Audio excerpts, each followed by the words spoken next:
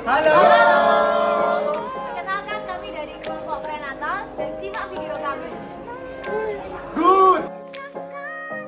Proses sterilisasi dimulai pada sel sperma yang bertemu dengan sel ovum di tuba falopi.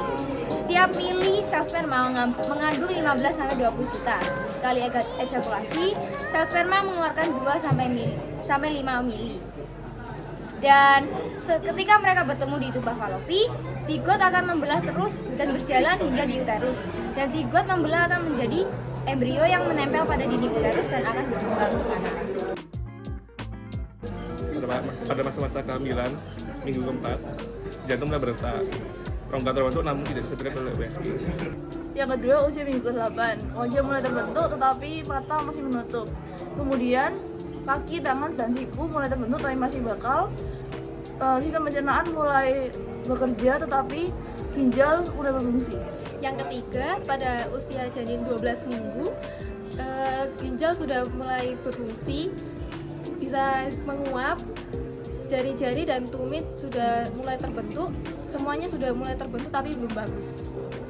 Yang keempat di usia 16 minggu. Di usia 16 minggu otak sudah mulai aktif, pembuluh darah sudah mulai tampak, jenis kelamin sudah bisa dibedakan dan mulai ada tendangan halus dan juga sebesar buah lemur di trimester 1 dan sebesar buah alpukat di trimester 2. Yang kelima, pada minggu 20, bayi mulai dapat bergerak dan salto karena ruangannya yang besar. Kemudian pada bayi mulai tumbuh rambut halus dan juga kelopak mata bayi makin membesar tetapi masih tertutup, Pak. Dan juga rasa bayi mulai dapat merasakan rasa pahit dan manis. Yang keenam adalah 24 minggu, yaitu bayi dapat mendengarkan musik, bayi dapat merespon jika ibunya mengelus ataupun ada yang mengelus. Terus yang ketiga adalah kinerja otak bayi semakin meningkat. Yang ketujuh, pada usia yang 28 minggu, janin sudah bisa bergerak aktif, tendangan janin sudah kuat, janin sudah bisa buang air kecil atau pipis, janin sudah bisa berkedip matanya, lalu tetapi kulit janin atau bayi masih keriput. Yang ke-8, minggu 32. Ruangannya mulai menyempit, gerakannya mulai jarang. Rambut mulai tumbuh banyak, janin mulai cegukan, dan tendangannya mulai semakin kuat. Yang ke-9, usia ke-36. Posisi janin sudah menetap, lemaknya sudah banyak, rambut halus sudah rontok, sudah siap untuk dilahirkan. Sistem reproduksi dan paru-paru sudah terbentuk baik. Di minggu ke-36 ini akan bertahan sampai usia bersalin, yaitu 40 minggu. Berat bayi normal adalah 2,5 kg. Bayi dan ibu memiliki asas yang sama, di mana ketika proses fertilisasi, sel sperma sudah berjuang untuk mencapai sel telur. Jadi mereka memiliki hak untuk berkembang dan hidup. Pelayanan yang diberikan kepada ibu hamil yaitu diperiksa apakah jari-jari kaki dan juga tangan mengalami kebengkakan dan juga pengecekan genetik dari ibunya sendiri.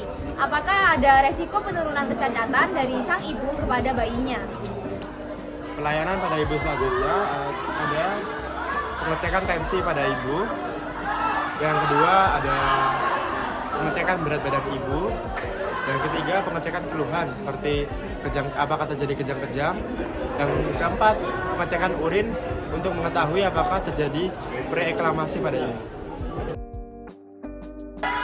Pelayanan yang diberikan untuk bayi adalah yang pertama pengecekan pada saat lahir bayi itu menangis atau tidak. Yang kedua kelengkapan dari bayi tersebut, jarinya lengkap, jari tangan lengkap, jari kaki lengkap dan semuanya lengkap.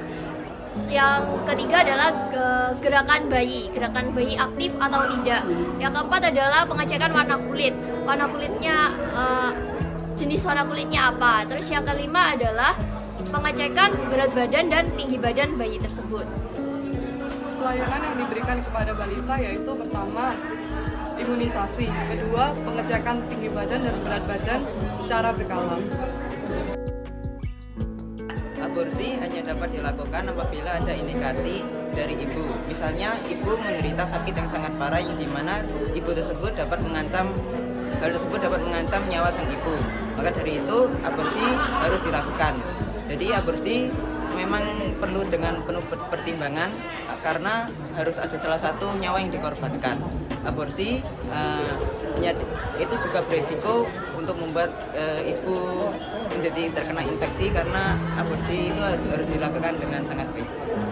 Sekian penjelasan dari kami. Terima kasih.